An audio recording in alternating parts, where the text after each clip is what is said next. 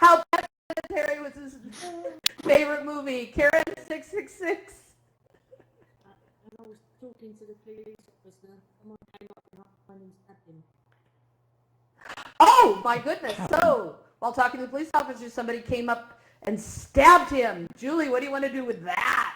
Jeez, I got the good one, eh? Yeah. He stabbed him. He stabbed him in the side of his stomach and told him that he would never regret doing this.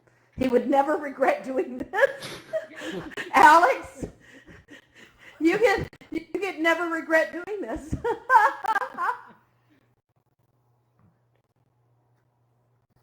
And a stabbing. Oh, wasn't the dog. Okay, wasn't their dog. Christine. And strangely, before my eyes, his skin peeled away, revealing... That's it. You could feel what was it again? Oh, and strangely, before my eyes, his skin peeled away, revealing... Oh my God. Okay. Danny, you want this one? I don't know. And I began feeling an eerie feeling of eccentricity like that in American Werewolf. Okay, we're going to the movie. Okay, Husky Lord, do you want to join us? What would be the next line in the story? Then they go. Wait. Give me a second. Am I talking? So, yes, you are talking. The police officer's skin peeled away, and then there was an comes back okay. as a snowman. And, so it revealed a snowman. Okay. Radostina, we now have a snowman disguised as a police officer, and it's gone insane. Okay, and then suddenly I woke up.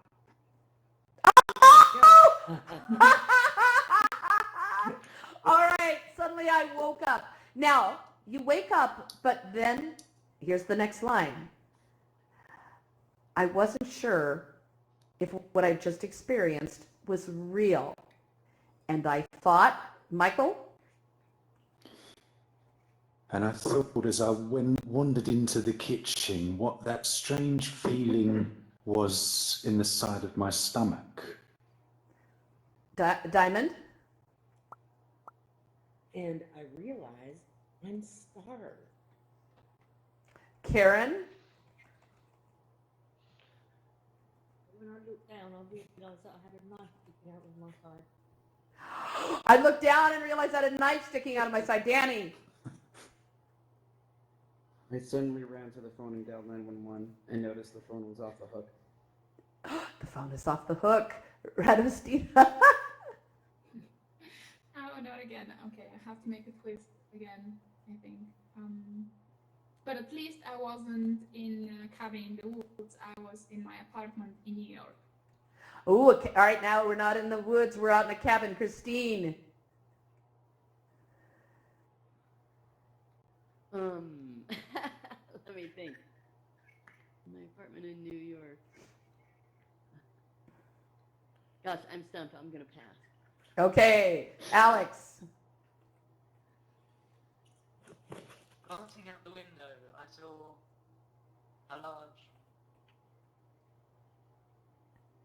Again, a large. A large, okay, dog staring at me. And I wondered as the blood flowed out of my body, what would happen next. Okay, let's end this. All right, how was that? How was that? That was creative. That was creative. Well, what did you learn? Did you learn anything? Alternate realities? Alternate realities? What else did you learn?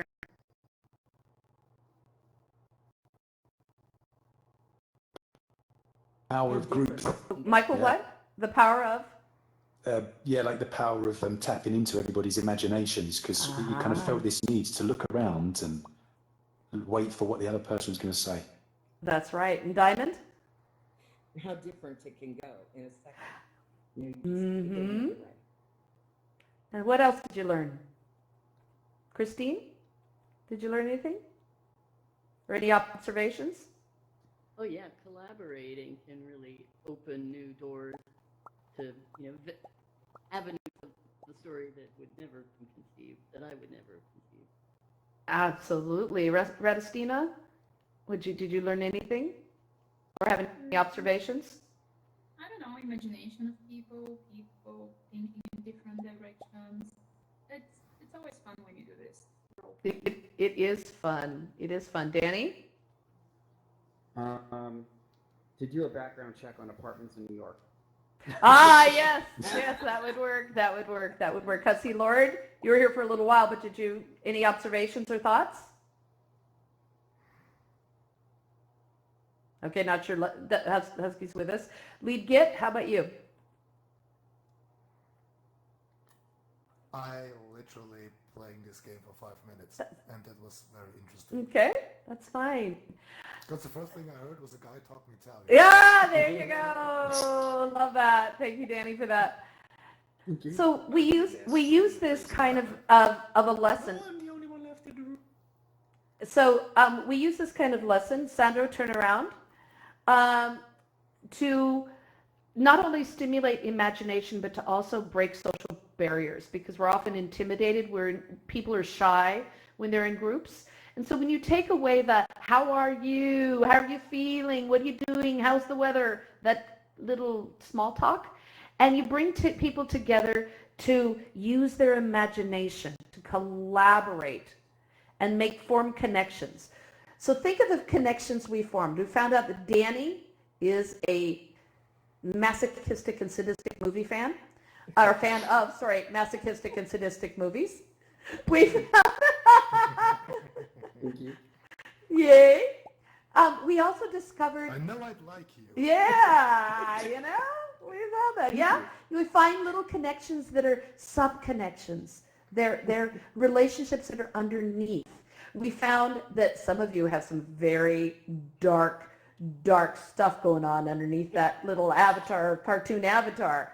And that some of you are optimistic and hopeful because our stories, they tell other people and ourselves about ourselves.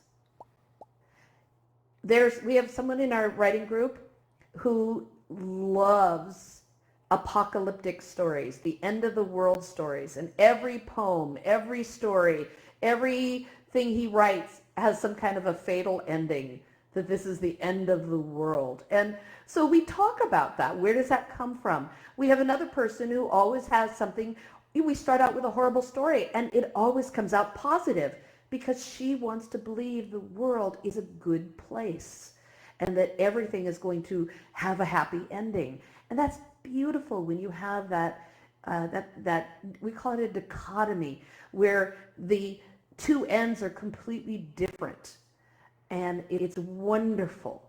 So what you also, I hope you learned, look at the story we did in about 12 minutes, maybe a little less.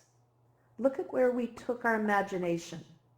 When it comes to writing, many people think, oh God, I have to sit down and write for the next 2 hours. Oh God.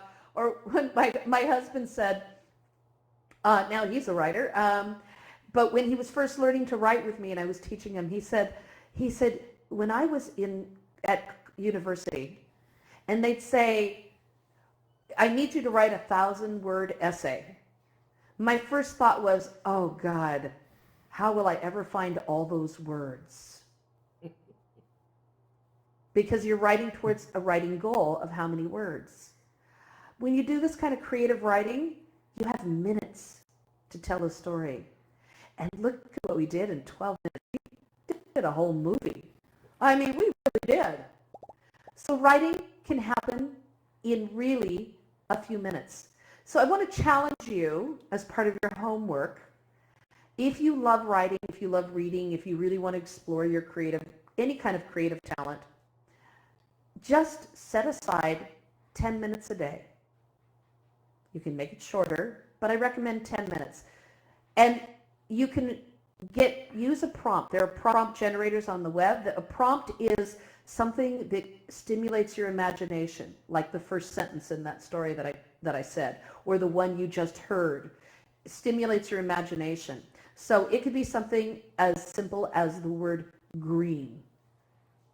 Or you can take 3 random words like green, telephone, and VR, and see what you can do with 3 random words. And it takes you about 2 minutes, a minute or two to come up with a prompt, and then write for 5 minutes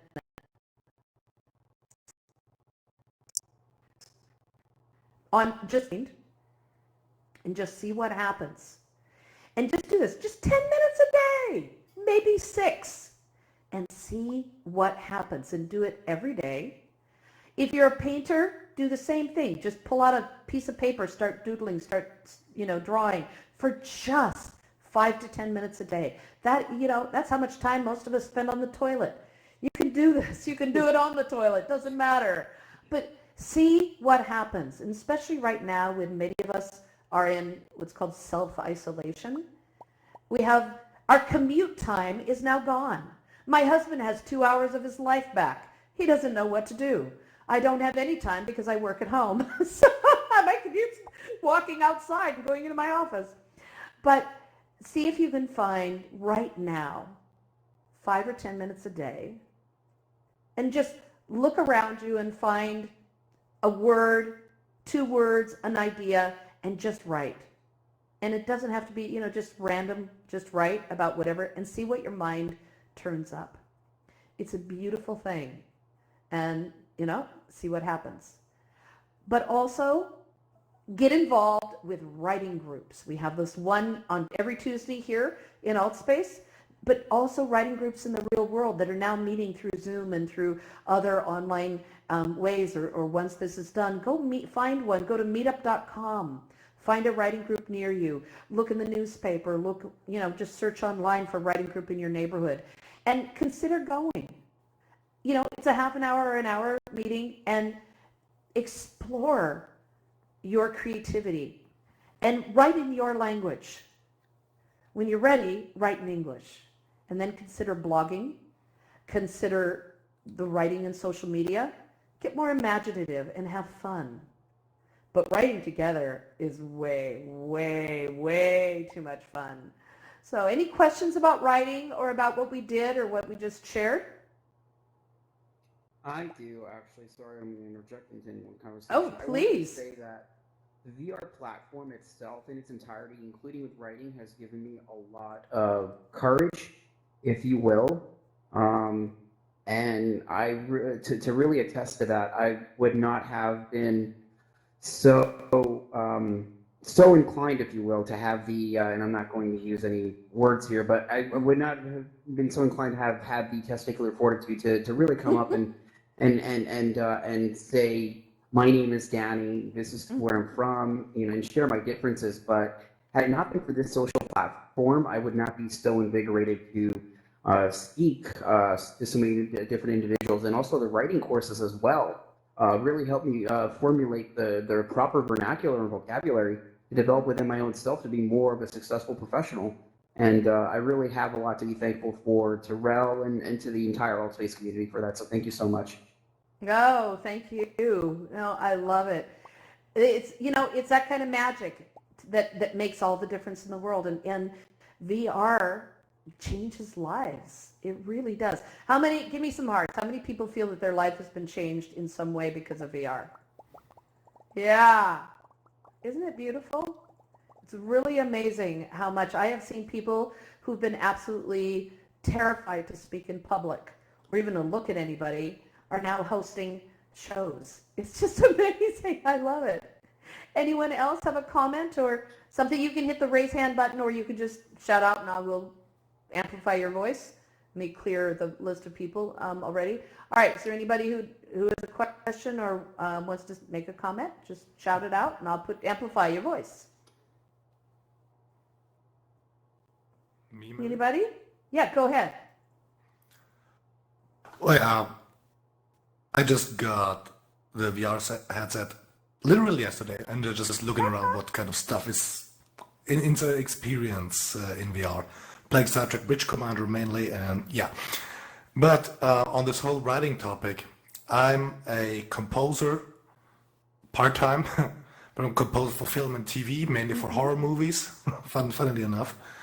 And yeah, well, on the whole practice stuff, a lot of things I do, I often have this kind of blockage, this kind of fear of the empty page, as I would say. And my tip on that would just be pull through, just write stuff down. More important that you write something you can revise later. It's harder to create than to revise. And if you just put something on the page, you can just revise later on and make something great out of it. Oh, yeah. That's it. No, very, very good point. And the best part of that point is that writing isn't just a talent. Yes, there's talented writers. But you know what? Writing is a skill. And we learn it. And it's a craft. So I tell all my students, whatever you write doesn't matter. It can sound like garbage. It can be all confused and messed up, because then the hard work begins, where you craft it. You look at it, you evaluate every word, you change it, you edit, you modify. That's huge. And so that's where the magic happens, is during the edit process, not just in the writing process. Christine.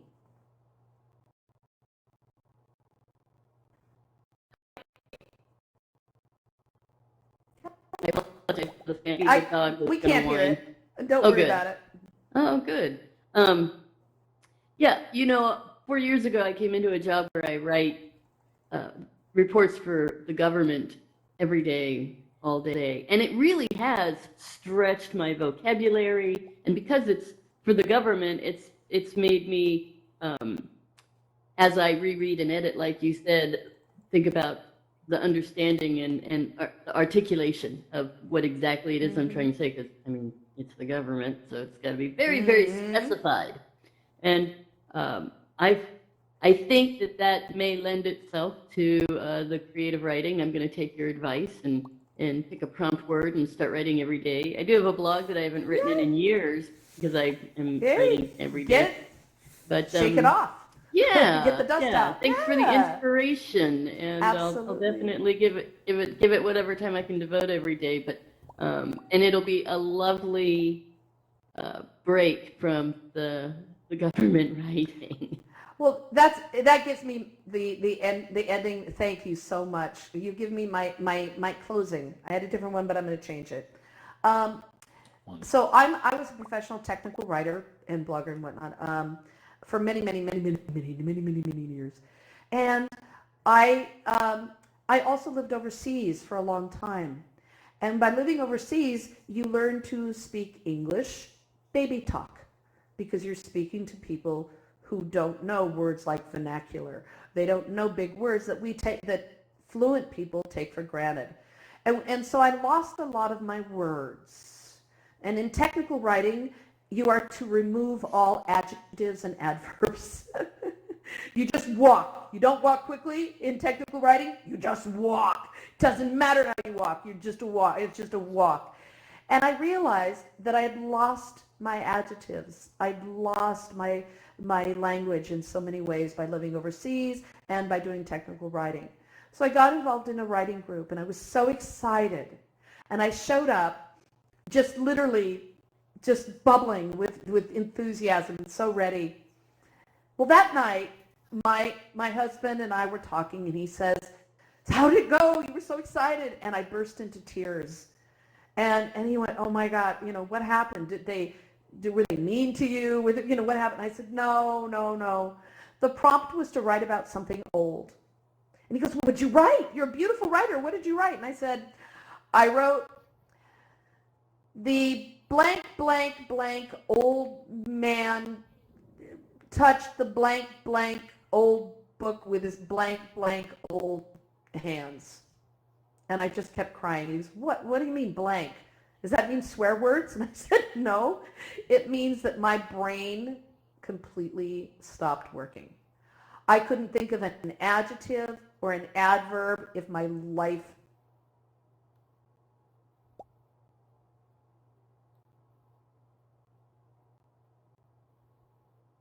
I think she crashed. Yeah, I think so. Yeah. I think she's Her just life depended on it. reflecting. Yes. Thank you. Okay, there you What a go. way to Internet. think. Oh, there we go. No, yeah. Sorry, my internet goes in and out all the time. I am so sorry. Yeah, Diamond's used to it. Yeah, it's just I lose internet once in a while. I'm on crappy internet. Anyway, so but I don't know where I cut off, but anyway, I was absolutely heartbroken, and he said, "Keep going. They'll come back." And it took about 8 months. Seriously, I made adverb lists. I made adjective lists. I studied synonyms. I did all kinds of things to reignite that part of my brain again. And you can do the same thing. And creative writing and prompts brought that back for me. And so while I'm a professional writer, Christine, what you said is exactly right. We need to stretch our imagination. Writing for government, oh my God, how dry. Yes, big words, unusual words, but stretch your imagination, stretch your spirit, and see what happens. All right? Yay, thank you, everybody. Thanks, Lorelle. Yay. Absolutely Yeah, thank you, Lorelle. insightful as always. Yay. So, Michael, what's next? We've got, yes, it was, I fully agree. We've got Dominique Lyon. I'm trying to work out where he is. Dominique, do you want to make yourself known if you're in the house? He said he's on his way. He's a guy in France who's produced some wonderful cultural heritage experiences to immerse people in the history of places around the world. And we're going to talk a little bit more about how VR can be used to support your, let's say, cultural understanding. So this is going to be a really great conversation with Dominique. I'm just going to grab a glass of water, and for those of you who have followed me already today, you're going to know as well that I do like chocolate biscuits, so I'm going to get one of those as well right now. So I'm going to bring up the next slides just to tickle your fancy. If you want to get the camera turning back to the slide again, and